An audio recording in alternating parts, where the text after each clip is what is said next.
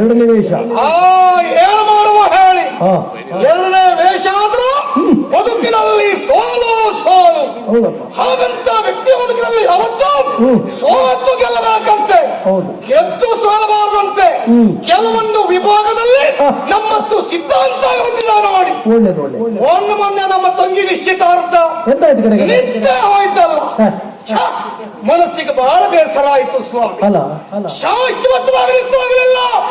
ಮತ್ತೆ ನಿಶ್ಚಿತಾರ್ಥ ವರ ಸ್ವಲ್ಪ ಆಚೆ ಈಚೆ ಆಗಿದೆ. ಬಿಡಿ, ಅಂತೂ ಮದುವೆ ಆಗ್ತದಲ್ಲ. ಖಂಡಿತ ವರ ಆದೀತು ಅಂತ ನಮ್ಮ ಮನಸ್ಸಿಗೆ ಬಂದಿದೆ. ಮತ್ತೆ ತಡ ಯಾಕೆ? ಅನುಕೂಲ ಅಲ್ಲ, ಹಿಂದೆ ಅಲ್ಲವಾ ನಡೀತಾ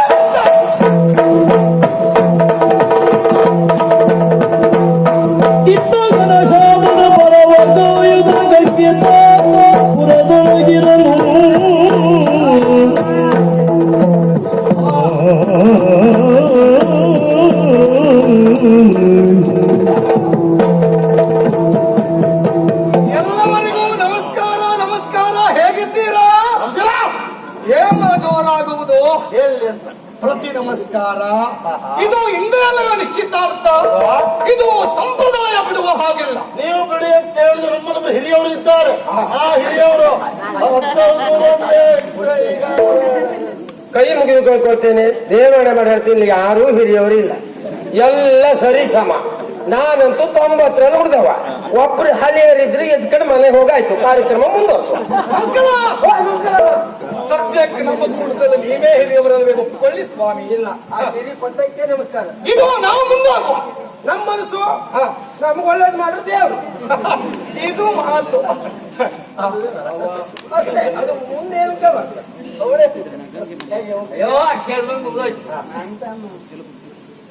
ಗಂಡಿನ ಒಪ್ಪಿಗೆ ಉಂಟು ಅಂತಾಯ್ತು. ತಂಗಿ, ನಿನ್ನ ಮದುವೆಯಾಗುವಂತ ಗಂಡು ಘನಶ್ಯಾಮ, ಈ ಮದುವೆಯ ವಿಚಾರದಲ್ಲಿ ನಿನ್ನ ಅಭಿಪ್ರಾಯ ಹೇಳ್ತೀನಮ್ಮ. ಅಣ್ಣ, ಮದುವೆ ಆಗುವುದು ಜೀವನದಲ್ಲಿ ಒಮ್ಮೆಲೆ ಯೋಚಿಸಿ ತೀರ್ಮಾನ ತೆಗೆದುಕೊಳ್ಬೇಕಾಗ್ತದೆ. ಈ ಗಂಗೆ ಕುರಿತಾಗಿ ನಿನಗಿಂತ ಚೆನ್ನಾಗಿ ತಿಳಿದವಳು ನಾನು. ಅವಳಿಗೆ ಅವಳು ಹೇಳಿದ್ದೆ ಆಗಬೇಕು, ಅವಳು ಹೇಳಿದ್ದೆ ನಡಿಬೇಕು. ಎಲ್ಲಿಯಾದ್ರೂ ಅವಳು ಹೇಳಿದ್ದು ನಡಿಲಿಲ್ವೋ ಎಂತವರನ್ನು ಕೊಲ್ಲದಕ್ಕೆ ಒಂದು ಸ್ವಭಾವ ಹೆಚ್ಚು ಉಂಟು. ಅದಲ್ಲದೆ ಹೋದ್ರೆ ನೀನೇ ಯೋಚಿಸಿ ನೋಡಣ್ಣ. ಹೋಗಿ ಹೋಗಿ ನನ್ನನ್ನು ಇಂಥವನಿಕೊಂಡು ಮದುವೆ ಮಾಡೋದಕ್ಕೆ ಮುಂದಾಗ್ತಾ ಇದ್ದಾಳಲ್ಲ. ಹೌದಂತೆ. ಅವನನ್ನು ನೋಡಿದ್ರೆ ಸ್ಪಷ್ಟವಾಗಿ ಅರ್ಥವಾಗ್ತದೆ. ಏನದು? ಚಿತ್ತಸ್ಥಿಮಿತ ಕಳೆದುಕೊಂಡವನು.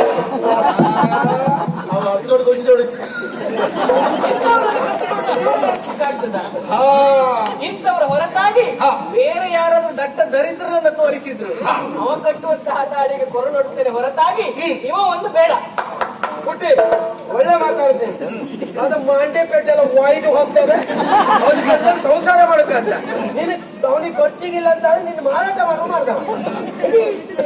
ಮದುವೆಯ ವಿಚಾರದಲ್ಲಿ ಒಳ್ಳೆ ಮಾತಾಡಿದ್ದೀಯ. ನಿನಗೆ ಈ ಮದುವೆ ಇಷ್ಟ ಇಲ್ಲ ತಂಗಿ. ನಿನಗಿಷ್ಟ ಇಲ್ಲ ಅಂತಾದ್ರೆ ಈ ಮದುವೆ ನಿನ್ನಣ್ಣನಿಗೂ ಇಷ್ಟ ಇಲ್ಲ.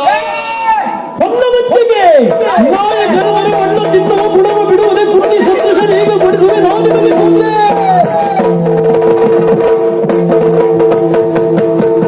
ಏನೆಲ್ಲ ನಿಮ್ಮಿದ್ರಾಗ ನಮ್ಮತ್ತ ಇಷ್ಟ, ನಮ್ಮ ಇದ್ರಾಗ ಆಗ್ಬೇಕು. ಅದು ಒಂದು ಒಡೆಯರಾಟ.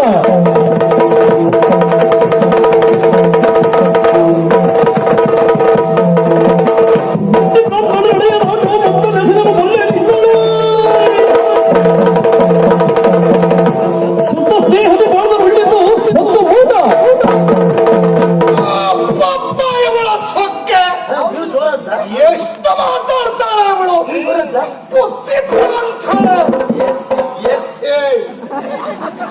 ಎಂತ ಏರ್ಸುವುದು ಇಲ್ವಾ? ಈಗ ತಾನೇ ಪ್ರಾರಂಭ. ಸಿಟ್ಟ ಬರ್ದೆ ಹೋಗ್ತದೆಯಾ ಮತ್ತೆ? ನನ್ನ ತಂಗಿಗೆ ಮದುವೆ ಇಷ್ಟ ಇಲ್ಲ, ನನಗೂ ಇಷ್ಟ ಇಲ್ಲ. ಆ ದಿವಸ ಆಯ್ತು ನಮಗಪಮಾನ, ಈ ದಿವಸ ಆಯ್ತು ಇವರಿಗೆ ಅಪಮಾನ. ಅಲ್ಲಿಂದ ಅಲ್ಲಿಗೆ ಮರೆಯುವುದು ಬಿಟ್ಟು ಏನ ಕಾಲಕ್ಕೆ ಎದುರು ಜಗಳಕ್ಕೆ ಬರ್ತಾರೆ. ಏನಿವ ಮೊದಲಿನ ಮೇಘಘೋಷ ಅಲ್ಲ, ಮೊದಲಾದ ಮೇಘಘೋಷ. ಎರಡನೇ ವೇಷ ಯಾರು ಹೇಳಿದ್ದು? ಯಾರು ಹೇಳಿದ್ರು? ಯಾರು ಕೇಳಿದ್ದು? ಯಾರು ಕೇಳಿದ್ದು? ಅದು ಬೇಡ ನಮ್ಗೆ. ಅಂತಾದ್ರೆ ಮುದುಗಬಲ್ಲೆ, ಶಿಥಿಲಬಲ್ಲೆ, ಮಿಂಚಬಲ್ಲೆ, ನಿಮ್ಮ ಪಾಲಿಗೆ ಕೋಲಾಹಲ ಎಬ್ಬಿಸಬಲ್ಲೆ. ಹೆಚ್ಚಾನು ಧೂಮಕೇತು ನಾನಾಗಬಲ್ಲೆ. ಈ ಮದುವೆಗೆ ಒಪ್ಪುವುದಿಲ್ಲ.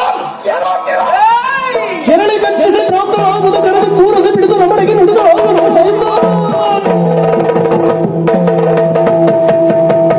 ಮೊನ್ನೆವರೆಗೆ ನೀವು ಹೇಳಿದ್ದಕ್ಕೆ ಹೌದಾ ಬಸವ? ಹೌದು. ಅಲ್ವಾ ಬಸವ? ಅಲ್ವಾ. ಕೋರ ಬಸವ ಹಾಗೆ ತಾನೇ ಆಗ್ತಿದ್ರೆ ಇವತ್ತು ಎರೆ ಹೇಳೋದು ಆಗಲ್ಲ ಆದವಾಗೆ. ಮತ್ತೆ ಇವನು ಬಿಡುವುದು ಸರಿಯಾದ ಶಿಕ್ಷೆ ಕೊಡ್ತಾನೆ ನೀವು. ಕೊಡ್ತಾನೆ ತಪ್ಪವೆರಡು ಪಟ್ಟು ನಿನಗೆ ಹೌದ ಗಂಧ ಗಂಗೆ ತಪ್ಪವೆರಡು ಪಟ್ಟು ನಿನಗೆ ತೆಪ್ಪಗಾಗಿ ತೆರಳಬೇಕು ಗಂಗೆ ತಪ್ಪಿ ಮನೆಗೆ ಬಂದರೆಂದು ಗಂಗೆ ತಪ್ಪು ಗೋಡೆ ವಾಸ ದೀಕ್ಷೆ ಗಂಗೆ ಹೌದ ಗಂಗೆ ಹೌದ ಗಂಗೆ ಹೌದ ಗಂಗೆ ಹೌದು ಹೌದು ಸ್ವಲ್ಪ ಸುಮ್ಮನಿರ್ತೀಯ, ಸ್ವಲ್ಪ ಸುಮ್ಮನಿರ್ತೀಯ, ಸ್ವಲ್ಪ ಸುಮ್ಮನಿರ್ತೀಯ.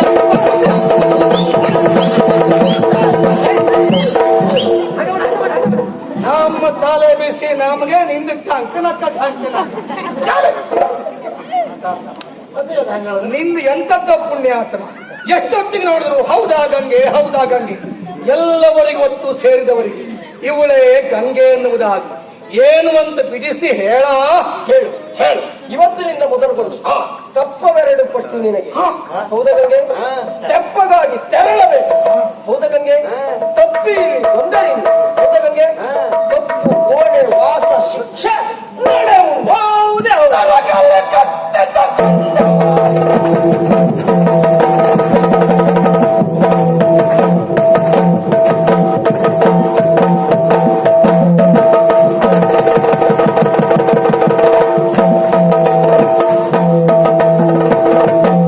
ಸರಗಲಿ ಕಗುಲಿನ ಚಂಡವುದಾದೆ ಮರೆಯಲು ಅಪಮಾನ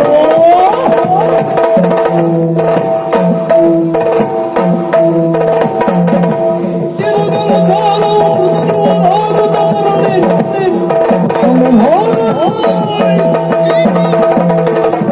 ರಗಲೆ ಕಟ್ಟದ ಗಂಡವು ಮೇಘದೋಷ. ಸಾಕ ಏರ್ಸದ್ದು ನೋಡಿ ಅಲ್ಲಿ ಏರ್ತು ಈಗ. ಅಪ್ಪಪ್ಪ ಇವರ ಸೊಕ್ಕೆ ನಮಗೆ ಶಿಕ್ಷೆ ಮುಖ ತೋರಿಸಬಾರ್ದಂತೆ ಸರಮನೆಯ ಕೋಣೆಯಂತೆ ಎರಡು ಪಟ್ಟು ಕಪ್ಪವಂತೆ ಯಾರು ಕೊಡ್ತಾರ ಇವರಿಗೆಲ್ಲ? ಯಾರಿಗೊತ್ತ? ಹಿಂದಾದ ಅಪಮಾನವನ್ನ ಯಾವತ್ತು ಮರೆಯಲಾರೋ ಈ ಮೇಘಘೋಷ. ಏಸಬೇಕಾದವನ ನೀ ಅಂತ ಏಸುವುದು ಸರಿ ಸಾಧ್ಯ?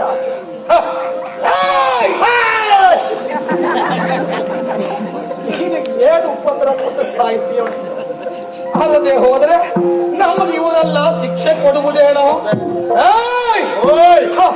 ಇವನಿಗೆಲ್ಲ ಹೆಂಡತಿಯ ಮಾತೆ ದೊಡ್ಡದಾಗಿ ಹೋಯ್ತು. ಇವನಿಗೆ ಸ್ನೇಹ ಅಂತ ಹೇಳುವುದು ದೊಡ್ಡದ ಅಲ್ವೇ ಅಲ್ಲ. ಎಲ್ಲೋ ಹೆಂಡತಿಯ ಗಂಡ, ದೊಡ್ಡ ಅಮ್ಮನವರ ಗಂಡ.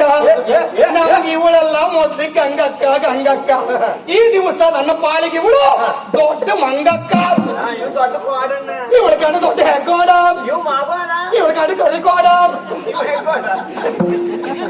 ನೀವು ಮಾಗೋಡಿ ನಮಗ ವಿಚಾರ ಪ್ರಸ್ತುತ ಏನು ಅಂತ ಕೇಳು.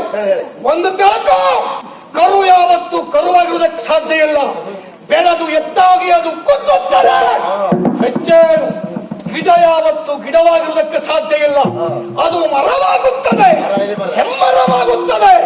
ಮುಳ್ಳಾಗಿಯೇ ನಿಮ್ಮ ಮನೆಯನ್ನ ಸುಡುತ್ತದೆ ಬಿಟ್ಟಿಕೋ. ಇಂದಾದ ಅಪಮಾನವನ್ನ ಯಾವತ್ತು ಮರೆಯಲಾರೆ. ಇದಕ್ಕೆ ತಕ್ಕ ಪ್ರತಿಕಾರವನ್ನ ತೀರಿಸಿಕೊಳ್ತೇನೆ. ನಿಮಗೆ ತಕ್ಕ ಮದ್ದರಿಯುತ್ತೇನೆ. ಈ ಕ್ಷಣದಿಂದ ನನ್ನ ನಿನ್ನ ಸ್ನೇಹ ಅಂತ ಹೇಳುವುದು ಮುರಿದ ಜೀವನ ಬಂಡಿ ಆ ದೇವ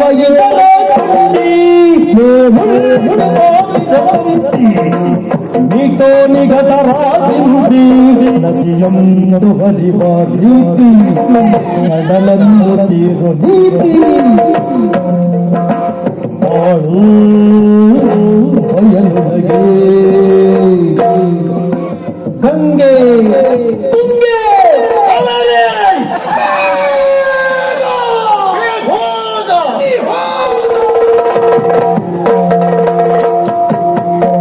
ಕ್ಷಮಿಸಿ ಬಿಡು ತುಂಗೆ ನೀನು ಕ್ಷಮಿಸಿ ಬಿಡು ತುಂಗೆ ನೀನು ಎನಗಾಗಿ ಕ್ಷಮಿಸಿರುವ ಬಗೆ ಬಲ್ಲೆನು ಕಮಲಾಕ್ಷಿ ಕರವ ಪಿಡಿಯೇ ಒದಗಿದ್ರೆ ನಮನಗಳು ನಿನ್ನ ಮರೆಯೇ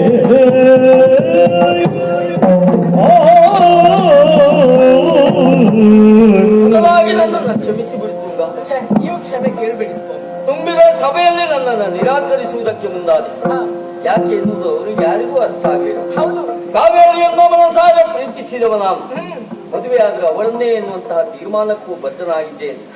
ನನ್ನ ಈ ನಿರ್ಧಾರವನ್ನು ನಿನಗೆ ಸೂಚನೆಯ ರೂಪದಲ್ಲಿ ಕೊಟ್ಟ ಕಾರಣಕ್ಕಾಗಿ ಅಪಾಯಕಾರಿಯಾದ ಭವಿತವ್ಯವನ್ನು ಲೆಕ್ಕಿಸದೆ ನನ್ನನ್ನು ತಿರಸ್ಕರಿಸಿದೆಯಲ್ಲ. ನಿನ್ನ ಉಪಕಾರವನ್ನು ಯಾವತ್ತೂ ಮರೆಯಲಿಕ್ಕಿಲ್ಲ ನನ್ನ ಲಕ್ಷ್ಯ. ಸ್ವಾಮಿ, ನಿಮ್ಮ ಅಭಿಪ್ರಾಯ ಏನು ಹೇಳಿದಿರಿ, ಆದ್ರೆ ನನ್ನ ಮನಸ್ಸಿನ ಮಾತೊಂದುಂಟು, ಅದನ್ನು ಕೇಳ್ತೀರಾ ನೀವು? ಮನದ ಗೋಡಿಯೋಳು ನಿನ್ನ ಮೂರ್ತಿಯ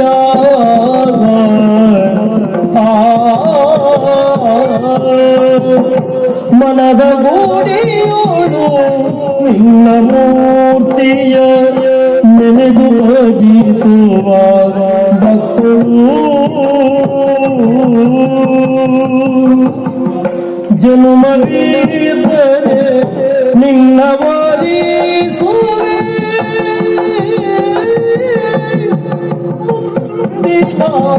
ಜನುಮವೀದರೆ ನಿನ್ನ ವಾರಿಸುವೆ ಎನ್ನುತ್ತ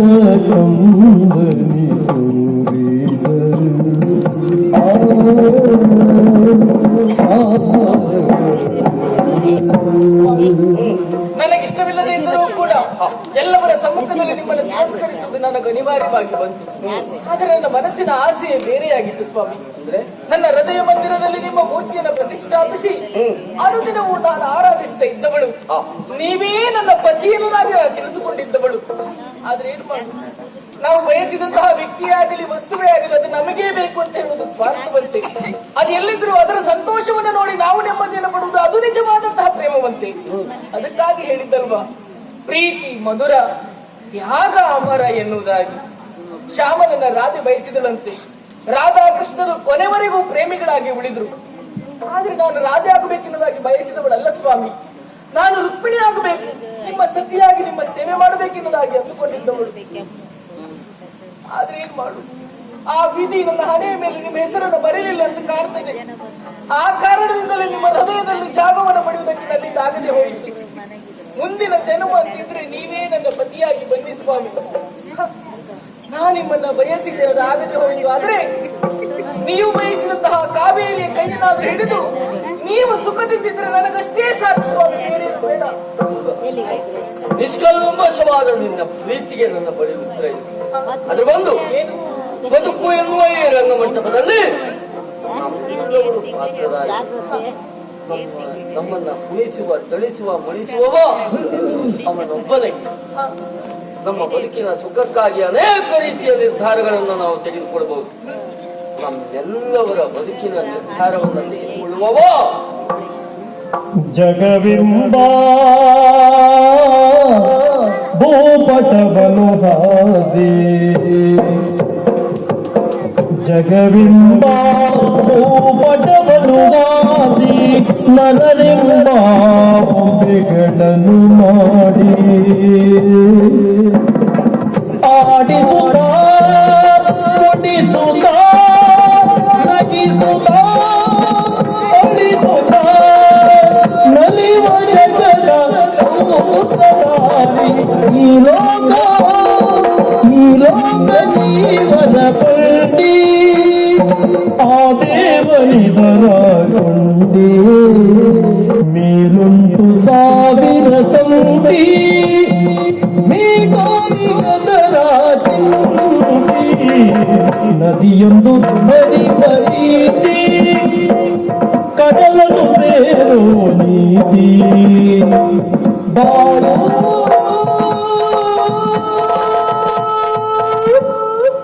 ಬಯಲೊಳಗೆ ಗಂಗೆ ತುಂಗೆ ಕಾವೇರಿ ಗಂಗೆ ತುಂಗೆ ಕಾವೇರಿ